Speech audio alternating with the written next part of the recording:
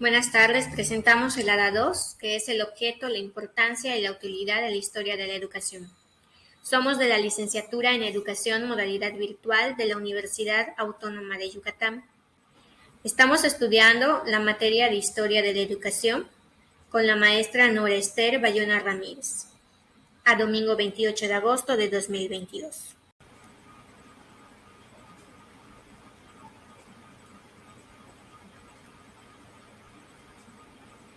Somos del equipo 7.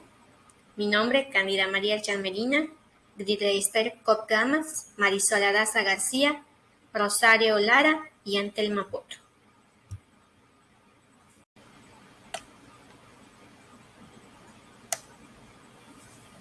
El objeto de la historia de la educación. Estudia diacrónicamente una parcela de la actividad de educar y del comportamiento humano.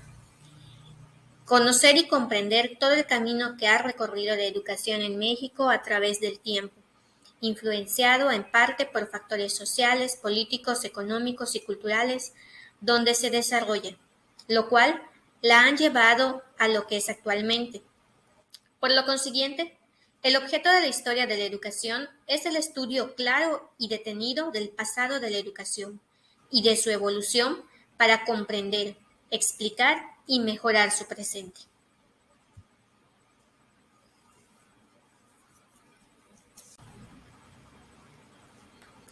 Ahora que ya vimos el objeto, veamos la importancia de la historia de la educación. La educación provee y enriquece la cultura, el espíritu, los valores y todo aquello que nos caracteriza como seres humanos.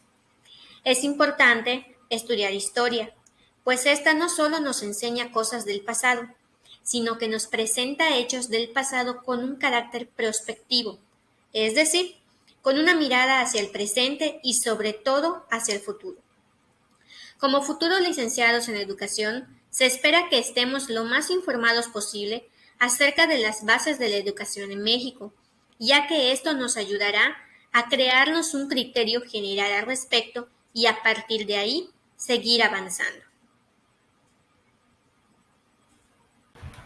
En cuanto a la utilidad de la historia de la educación, nos sirve para facilitar la comprensión del presente, ya que no hay nada en el presente que no pueda ser comprendido mejor a través del pasado. Despertar el interés por el pasado, lo cual indica que la historia no es sinónimo de pasado. Aprender de los errores pasados en materia educativa para no repetirlos y potenciar aquellos sistemas que han causado un efecto positivo en la educación de nuestro país. ¿Cuál es el primer signo de comunicación que tenemos al momento de nacer? Para saber cuál es el primer signo de la comunicación hay que saber lo que significa. Utilizaremos la definición de Richards. Es algo que va más allá de la simple interacción, implica la idea de mutualidad, reciprocidad e intersubjetividad. El primer signo entonces es el primer llanto del recién nacido. Es la forma de expresión que utiliza para estrenarse en la vida. Los bebés nacen con dicha facultad, que será su forma de comunicarse durante un tiempo. Además, también usan otros sonidos, expresiones faciales y movimientos del cuerpo para comunicarse. Robert Foley menciona que respiramos con un enorme control para hacer sonidos y de ahí empieza el habla. Nos empezamos a comunicar por medio de gestos, sonidos, llantos y con el paso del tiempo vamos perfeccionando estos sonidos hasta convertirlos en palabras sencillas que luego con la práctica e imitación forman el lenguaje que nos sirve para comunicarnos.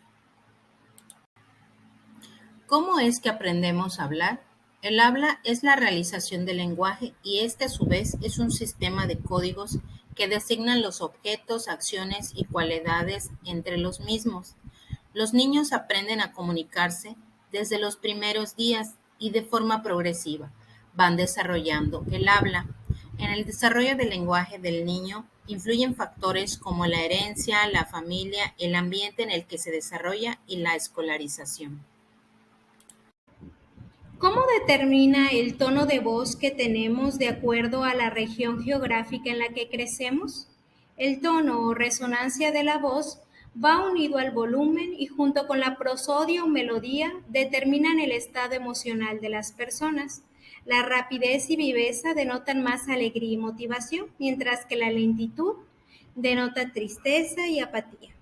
El tono de voz con respecto al lugar donde crecemos nos imprime un sello a la forma que una persona emplea para comunicarse con el mundo. Esos mensajes le dan forma a la imagen y procedencia que tiene sobre la otra persona. Cuando ya hablamos, ¿qué son esos códigos que aprendemos? Los códigos que utilizamos para designar algún objeto o definir algo se le llama palabra. A las combinaciones de palabras en las frases y oraciones se les llama sintaxis, las cuales son los códigos que vamos aprendiendo al hablar, como por ejemplo, madre. El léxico, en cambio, es el conjunto de palabras de un lenguaje dado. La semántica es el significado que corresponden a todos los elementos léxicos y a todas las oraciones posibles. La prosodia es la encargada de modificar el significado literal de las palabras y frases. ¿Por qué hay otros modos de expresar el mismo objeto o sujeto que representa? Porque en el mundo hay muchas personas que tienen idiomas distintos y es por ello que cada país con otro idioma crea sus propias palabras que en la mayoría de los casos tienen el mismo significado, pero tienen una distinta forma y operan según una lógica propia, puesto que cada idioma posee una historia gramatical diferente. Según la lingüística, todas las palabras poseen un significado, el cual es abstracto y hace referencia a algún aspecto de la realidad, pero de igual manera tienen un significante que es una forma oral o escrita que le corresponde y la distingue de las demás palabras del idioma. Un ejemplo es árbol, que tiene un significado universal, planta de tronco leñoso, grueso y elevado, y su significante que será árbol, tree, baum, albero, etc., según el idioma en el que se encuentre. ¿Cómo se explica realmente que de acuerdo al desarrollo de la niñez es que éste va desarrollando su intelecto y su desarrollo físico que le permitan aprender a hablar y luego escribir al grado de especializarse y llegar a desarrollar habilidades para escribir metáforas, etcétera? El desarrollo del lenguaje es un proceso complejo que tiene lugar en interacción con los distintos ámbitos del desarrollo de la niñez. El lenguaje es solo un aspecto más del desarrollo global del individuo. Corre paralelo y en interacción con el desarrollo neurológico que controla la actividad perceptivo-motora, con el desarrollo del aparato auditivo, con la formación del psiquismo del niño, tanto en su esfera consciente y cognitiva, como en lo inconsciente y con el desarrollo socioafectivo. ¿Cómo explicar que en la niñez se desarrollan física e intelectualmente y esto permite que puedan hablar, después escribir y pues llegan a especializarse incluso a desarrollar habilidades para escribir metáforas, etc.? En el sistema lingüístico se reconocen 3 dimensiones de la comprensión y de la expresión respectivamente. La primera es la forma, donde la fonética se ocupa de los sentidos como los rasgos laríngeos, el punto y el modo de articulación. Fonología, que estructura la manera en la que se organiza el sistema de sonidos que conforman el lenguaje, y la morfosintaxis, que estudia las palabras y la relación con la oración. En esta el niño aprende por imitación. La segunda es el contenido, que es la semántica, la cual se encarga del significado de las palabras y de su combinación, su expresión y organización.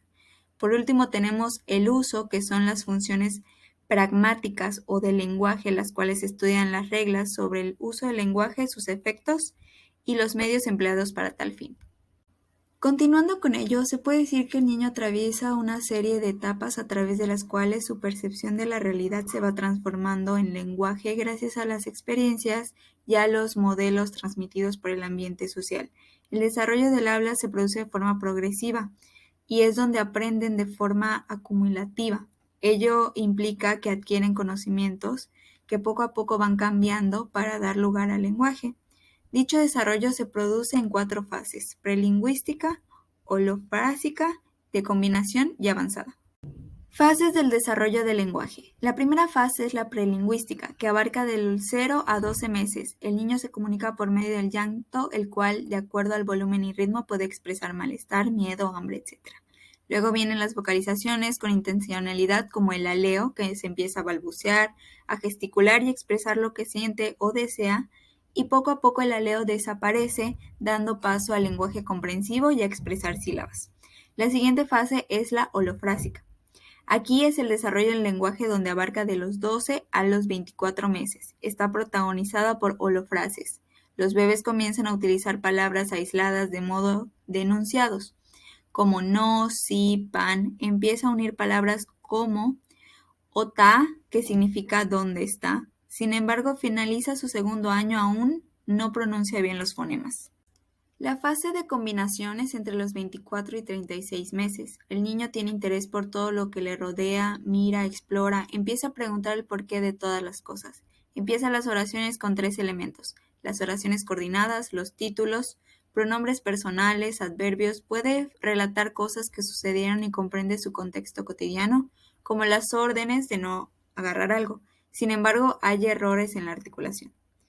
En la fase avanzada, que es de los 36 a 72 meses, la estructura oracional se va haciendo más compleja. Empieza a utilizar palabras para comparar, a formular preguntas más estructuradas, utiliza frases del pasado y del futuro, y hacia los 7 u 8 años se llega a un completo dominio del lenguaje.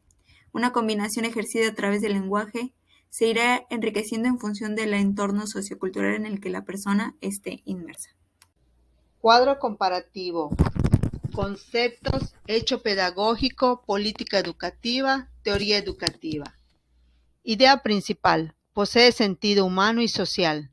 Relación con la cultura de cada época. El Estado dicta normas y disposiciones para regular la vida educativa del territorio que gobierna. Primero, espontánea o deliberadamente se educa. Después se observa y reflexiona sobre ello y poco a poco se gesta un concepto. Definición. Consiste en un proceso por obra del cual las generaciones jóvenes van adquiriendo los usos y costumbres, los hábitos y experiencias, las ideas y convicciones, estilo de vida de las generaciones adultas. Conjunto de preceptos, poder público, el Estado, gracias a los cuales se establece una base jurídica de derecho para adquirir y orientar tareas de educación. Describe el hecho educativo, busca las relaciones de éste con otros fenómenos, lo ordena y clasifica, indaga los factores que determinan, las leyes a que se haya sometido y los fines que persigue. Palabras clave: espontáneo, adultos, juventud, influencia, educación intencionada, Estado, cultura, vida escolar, regularización, leyes, soberanía. Fines, métodos, técnicas prácticas e historia, experiencias. Reflexión. La relación que se da al estudiar sobre el aprendizaje desde que nace el ser humano es el lenguaje verbal y escrito. Es el punto de partida para la generación del vínculo docente-alumno. Le permite a cada parte conocer y reconocer al otro, por lo que el hecho pedagógico comparte y transmite experiencias, conocimientos y valores de un profesional a un alumno, con el fin de facilitar la enseñanza y el aprendizaje para brindarle las herramientas necesarias de acuerdo al nivel en el que se encuentre. Las políticas educativas marcan las principales pautas que rigen el sistema educativo de un país y por tal motivo tienen un impacto significativo en el quehacer de las escuelas, sus equipos de gestión y sus docentes. Las diversas teorías educativas ayudan a comprender, predecir y controlar el comportamiento humano, elaborando a su vez estrategias de aprendizaje y tratando de explicar cómo los sujetos acceden al conocimiento. Su objetivo de estudio se centra en la adquisición de destrezas y racionamiento a una lengua.